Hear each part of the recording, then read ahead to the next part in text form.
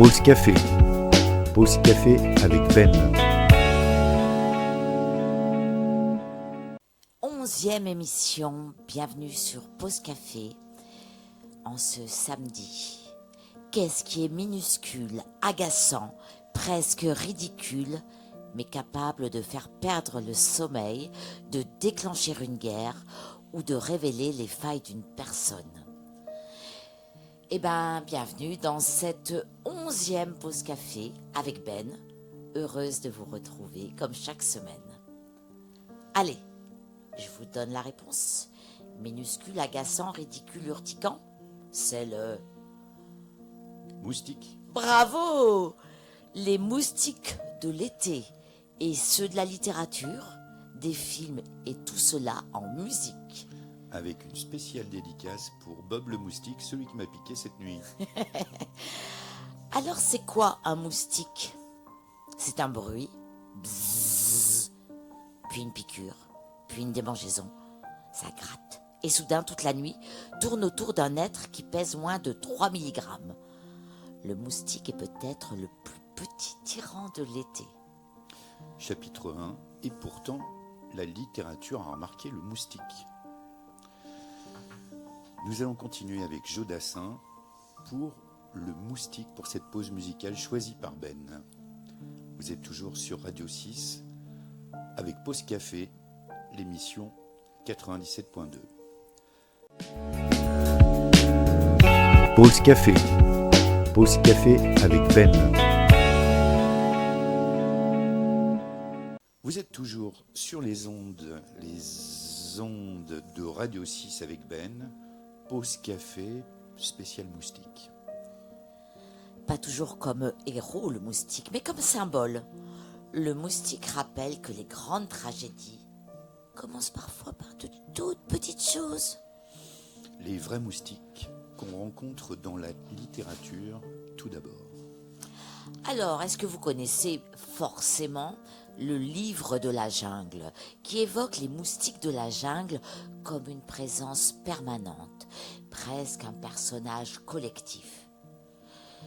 Ou alors, encore plutôt, dans Céline, Voyage au bout de la nuit, les moustiques des colonies deviennent les complices de la chaleur, de la maladie et de l'épuisement. Chez Joseph Conrad, que vous connaissez peut-être dans Au cœur des ténèbres, il participe à cette nature qui semble vouloir reprendre ses droits sur les hommes. Le moustique n'est jamais seul. Il annonce souvent la fièvre, le marécage, l'inconfort. Et un petit mezzo, Ben, de citations littéraires sur le moustique. Oui, Jean-Christophe. Jules Renard, auteur du XXe siècle, celui qui a écrit Poil de carotte, vous vous en souvenez? Jules Renard nous donne une leçon de proportion. Ne pas conférer trop d'importance aux petits agacements du quotidien, car, je cite, « Un moustique peut piquer et faire se cabrer un cheval, mais l'un demeure un insecte et l'autre est toujours un cheval. » Quant à Olivier Adam, auteur du XXIe siècle, il écrit une superbe métaphore de l'insomnie. Je cite, « Les soucis, c'est comme les moustiques. Dès que la lumière s'éteint, ils se mettent à voler partout. » Amélie Nothomb, dans Ni d'Ève ni d'Adam, dit que le moustique devient presque un admirateur obstiné. Je cite, « Les moustiques ne se laissaient pas dissuader pour si peu, puisqu'ils l'agressent tout le temps, ils la cherchent, ils la suivent, presque des autographes qu'ils demandent, ces moustiques. » Et même le Dalai Lama y va de sa citation. « Si vous pensez être trop petit pour faire une différence, essayez de dormir avec un moustique. » Et maintenant, Ben, les moustiques au cinéma? Oui, Jean-Christophe, les moustiques sont souvent les figurants du danger. Regardez dans Jurassic Park, tout commence avec un moustique. Pris dans de l'ambre depuis des millions d'années, il contient le sang des dinosaures. Alors, sans moustique, pas de Tyrannosaurus, pas de film, pas de bras, pas de chocolat. Comme quoi, un insecte peut faire naître tout un film. Dans Le Roi Lion, Timon chante même, je ne vais pas chanter. Les insectes sont une vraie friandise. Les moustiques appartiennent à ce petit monde vivant qui bourdonne autour des héros. Et dans les films d'aventure, de guerre ou de jungle, le moustique est souvent plus redouté que les grands fauves. Et maintenant, pour la musique, les moustiques. Oui, le moustique, que vous avez entendu tout à l'heure par Joe Dassin, cette chanson date de 1973 et elle est l'adaptation française de, pardon toujours pour mon accent, The Mosquito, enregistrée par The Doors en 1972. Ce n'est pas une simple chanson sur un insecte. Le moustique y devient une figure de l'important. Il est celui qui revient toujours, qui tourne autour de nous, qui nous vole un peu de notre tranquillité. Le moustique n'est jamais un grand méchant, c'est pire. C'est un petit tyran. Il ne tue pas, il épuise. Il ne fait pas peur, il agace. Il est l'image de tous ces petits tracas qui finissent par prendre toute la place. Et puis, Jean-Christophe, il y a aussi la musique qui s'appelle Mosquito, 1989. Cette chanson est plus politique et plus mystérieuse. Elle a été écrite par Étienne Rodagil. Et elle ne parle pas vraiment de l'insecte, mais s'en sert comme d'une image, quelque chose de léger, d'insaisissable, qui tourne autour du désir et de l'attirance. Rodagil, d'ailleurs, adorait transformer les animaux en métaphores. Vous êtes toujours sur Radio 6 avec Ben pour une belle pause café littéraire. Et maintenant, on va faire une pause musicale avec Queen of the Stone Age, Mosquito Song, la chanson du moustique. Pause café avec Ben. Alors, cette chanson, c'est sans doute la plus riche sur le plan symbolique. Le moustique n'y est plus seulement l'insecte qui pique, il devient la métaphore de la condition humaine. Le refrain commence par une évidence. The sun is hot, mosquitoes come suck your blood. Je traduis, le soleil est chaud, les moustiques viennent sucer votre sang. Puis très vite, la chanson glisse vers une réflexion beaucoup plus sombre. Nous sommes tous des êtres fragiles, promis à devenir la nourriture d'autres vivants. Le moustique annonce alors le grand cycle de la vie, où chacun est à son tour prédateur et proie. Alors, pourquoi les moustiques sont-ils les vedettes des artistes ? Parce que le moustique est donc un formidable symbole. Il représente le détail qui devient énorme, l'insignifiant qui finit par gouverner toute notre humeur et toutes nos nuits, le parasite qui vit à nos dépens, tout ce qui nous empêche de dormir. En littérature, comme en musique, le moustique n'est presque jamais un insecte. C'est une idée, une obsession, un remords, une personne agaçante, une pensée qui revient sans cesse.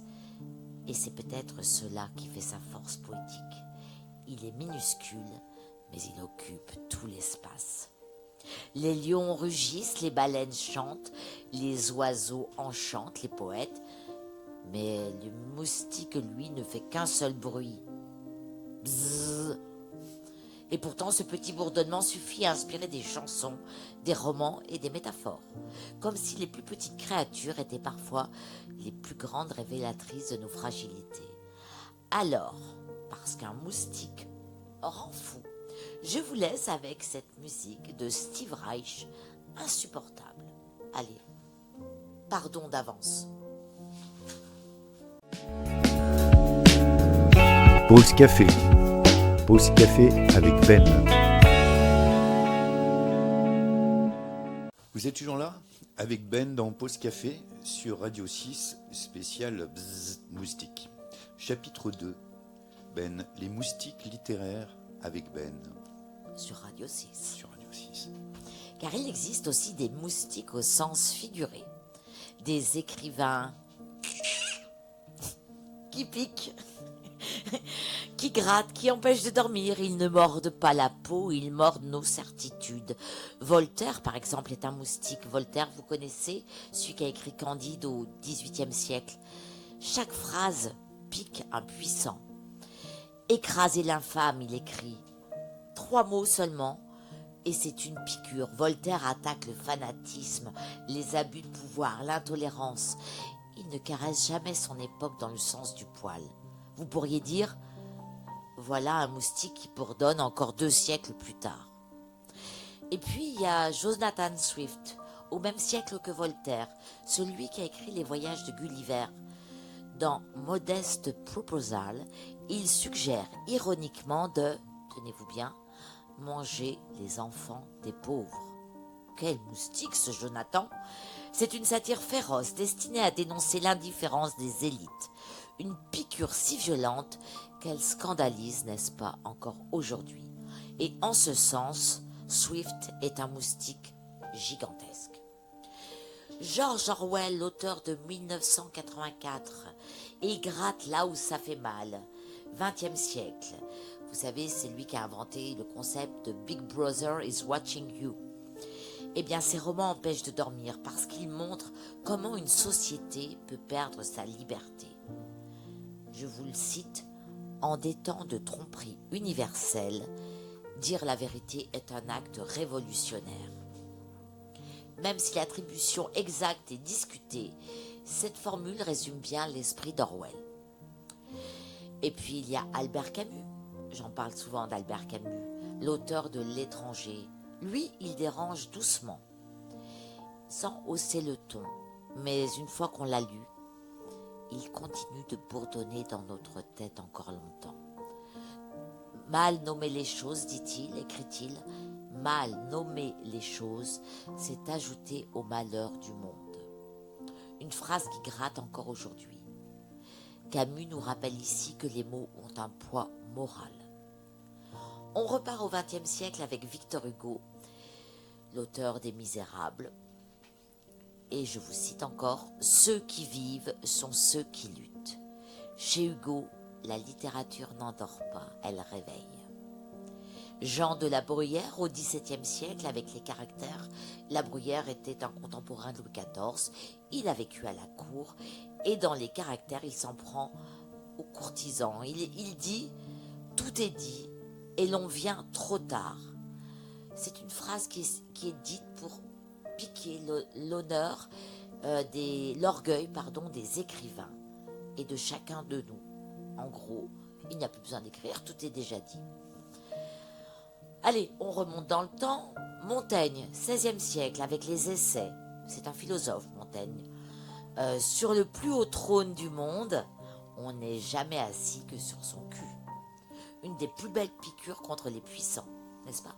Exact. Rabelais, toujours au XVIe siècle, l'auteur de Gargantua et Pantagruel. Vous la connaissez peut-être, cette citation, très connue. « Science sans conscience n'est que ruine de l'âme ». Une phrase vieille de près de 5 siècles qui continue de nous gratter à l'heure de l'intelligence artificielle. Et puis au XVIIe siècle, il y a le moraliste La Rochefoucauld, François de La Rochefoucauld. Je vous cite, « L'hypocrisie est un hommage que le vice rend à la vertu ». Un moustique parfait, cette phrase, car en une seule phrase, chacun se sent un peu visé. Et enfin, Oscar Wilde, irlandais, écrivain, fin du 19e siècle, avec le portrait de Dorian Gray. « Je peux résister à tout, dit-il, sauf à la tentation. L'humour comme dard, le dard de l'abeille ou de la guêpe. Wilde pique les conventions avec élégance. » Aujourd'hui, toujours, certains écrivains jouent ce rôle. D'ailleurs, je vais vous en parler d'un à la fin que j'ai lu cette semaine. Ils refusent de laisser le lecteur tranquille. Ils posent les questions qu'on aimerait éviter. Et si les moustiques de l'été nous piquent la peau au sens littéral, les écrivains moustiques, eux, piquent nos certitudes. Ils ne nous laissent pas tranquilles. Voltaire bourdonne autour du fanatisme, Swift autour de la misère, Orwell autour du pouvoir, Camus autour de la vérité. Un bon écrivain est peut-être comme un moustique. On aimerait parfois l'écraser. Comme les nazis qui avaient décidé d'ailleurs de brûler tous les livres à l'époque, parce que quelqu'un qui lit, quelqu'un qui écrit est quelqu'un qui peut être potentiellement dangereux.